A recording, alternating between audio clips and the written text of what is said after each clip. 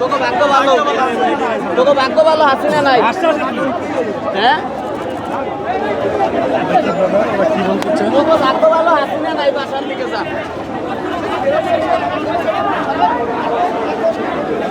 কি বলতে চান এইচএসসি শিক্ষার্থীদের এই আন্দোলন? কিছু বলার নাই, ওরা মাতকা শক্ত। টিকটক আর ওদের নিয়ে কিছু বলার আছে? টিকটক আর না হইলে এরকম করে? তাদের আন্দোলন কি যুক্তি, কি মনে হয় আপনার? কোনোভাবেই না। সবচেয়ে বাজে এডুকেশন ব্যবস্থা বাংলাদেশে। আমরা যদি স্বাধীন দেশে আমরা যদি আমাদের দাবি না জানাতে পারি, এটা কিভাবে সমান পানি ভাঙা গেছি হলে হলে, কোমর সমান পানি হাইটা হাইটা গেছি হলে, একটা রিক্সা পর্যন্ত নাই। উনি এসি রুমে বসে আমাদের গল্প বুঝবে, উনি এসি রুমে বসে বুঝবে আমাদের কেমন লাগে। বৃষ্টির মধ্যে ভিজে ভিজে 3 ঘন্টা বসে রয়েছে। আমরা অসুস্থ হলে তাও না, অসুস্থ হলে একটা ছেলে ওষুধ দিয়ে যায়।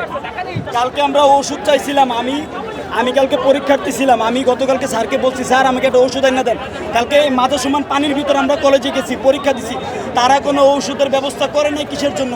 শিক্ষামন্ত্রী যদি আমাদের কষ্ট যদি না বুঝে, তাহলে সে শিক্ষামন্ত্রী হওয়ার যোগ্যতা কিভাবে রাখে? ভাই আপনারা ছেলেরা ফার্মের মুরগি, একটা দেশের জনতা, একটা দেশের স্টুডেন্টরা ফার্মের মুরগি, একটা দেশের স্টুডেন্টরা ফার্মের মুরগি। হ্যাঁ, ওনার কি মাথায় বুদ্ধি আছে? একটা দেশের স্টুডেন্ট পরবর্তী প্রজন্মের ফার্মের মুরগি বলে। উনি শিক্ষামন্ত্রী হইতে পারে?